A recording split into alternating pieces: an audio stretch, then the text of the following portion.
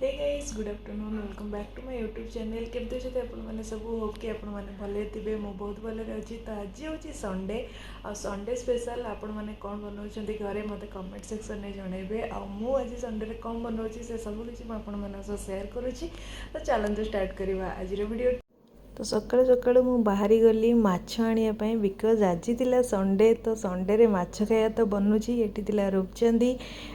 पोहला आउ चिंगुड़ी बहुत सारा माछ थिला बट मु आनली चिंगुड़ी आ ता सहित चिकेन आउ किछिटा परिबा किनिके आनली मु। तो चिंगुड़ी नहीं कि आसवा पर ना ताको ये मुझे भलसे धोईदेवी कारण से मैंने छड़े की तो दियंती चिंगुड़ीटा किंतु भलसे क्लीन करंतिनी तो ये मुझे बहुत बढ़िया से क्लीन करदेवी ता भितर जो सब अलिया थाए ना से सब बढ़िया से क्लीन करके खाइबे जदि क्लीन न करेंगे देन पेट खराब हुए देन से मुझे बढ़िया से क्लीन करदेवी देन तापर ताको भाजीबी एठी मु एबे चिकेन बनैबी तो चिकेन मु 1 किलो नहीं से मु लुण हलदी आउ दही पकईकी ताको मैरिनेट करके रखीदेवी किसी समय तापर चिकेन तरकारी मु बनैबी एटी मु दही लुण पकईदेली एबे दही पकेबी तापर ताको मैरिनेट करके रखीदेवी। तो एबे मु चिंगुड़ी भाजियापाई कड़ई गरम करके सेतरे तेल गरम करदेली आउ एबे जो चिंगुड़ी मु रखी चिंगुड़ी को पकईकी भाजीबी आउ जो चिंगुड़ी मु अधा भाजीबी आउ अधा रखी गोटे बढ़िया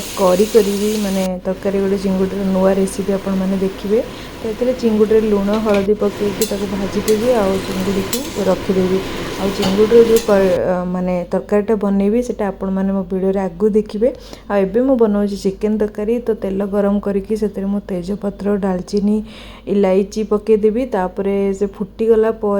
एबे मु पियाज पकईदेवी चिकेन रेसिपी मु बहुत किसी आपण मन सह शेयर करिछि तो आज मु सिंपल चिकेन करी बनैबी जमती ओडिया घरे बने सेमिति ही तो पियाज गोल्डन ब्राउन हो जाइतिला एबे सेतरे मु अदा रसुण आउ लंका जीरा बाटी रखी से पेस्ट पकईदेवी तापर मसला हो सारा पर से मु आलू आउ बाकी टमाटो पकईकी ताकू भलसे कषिदेवी एबे मु लंका गुंड पकईदेली तापर ताकू भलसे गोलेकी से टिके पानी देदेबा नहीं तो मसला लगी तो सिंपली जमती चिकेन तरकारी जानी ही थे सेमती ही बनाऊँगी एबे मु आलू और टमाटर पकई देइतिली एबे देखो मसलाटा हो गलानी तो एबे मु चिकेन पकईदेवी और चिकेन टाको बहुत बढ़िया से कषिदेवी। तो चिकेन टाक भलसे गोला गोली करके गैस सिम करके कवर करदेवी चिकेन रू पानी बाहर आ पानीटा कमीगला एबे मु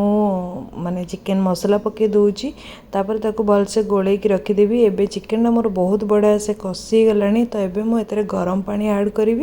गरम पानी ऐड करके ताकि समय फुटिया देवी तापर लास्ट को सेतरे मु धनिया पकेबी देन हो मोर चिकेन तरकारी। तो एबे बनैबी मु चिंगुड़ी तरकारी तो चिंगुड़ी मु आज गोटे नुआ उपाय बनैबी तो ये मु चिंगुड़ी को तेल गरम करके चिंगुड़ी को पकईदेवी से लुण हलदी पकईकी भाजीदेवी आउ एटा गोटे नुआ रेसिपी मु बनाऊँगी आपण मैंने भिडियोटी को देखूँ बहुत बढ़िया लगे आपको आपण घरे बनैकी खाइबे बहुत बढ़िया टेस्ट लगे। तो ये मु कौन करी लंका धला सोरिष आउ कला सोरिष आउ से टिके रसुण पकईकी ताको भलसे बाटी देवी तापर बाटी सारिया परे एबे आर हब माने बेसर देकी मो बनैबी आर ग्रेवी तो ये बेसर देदेवी तापर एबे लुण टिके हलदी टिके आउ लंका गुंड टिके पकेदवा पकईकी ताको बेसरटा जेहेतु ताको अधिक समय कषिबेनी नहीं तो पिता हो तो ताको भलसे एमती टिके कषिदेला रसुणर टिके स्मेल रुए ना तो सेटा टिके पड़ेला से मु ऐड करी कोकोनट मिल्क तो कोकोनट मिल्क भी मु ऐड करी ताको भलसे फुटे देवी तापर मु सेतरे ऐड करी कंचा आंब आउ ये जो रेसिपीटा एतरे कंचा आंब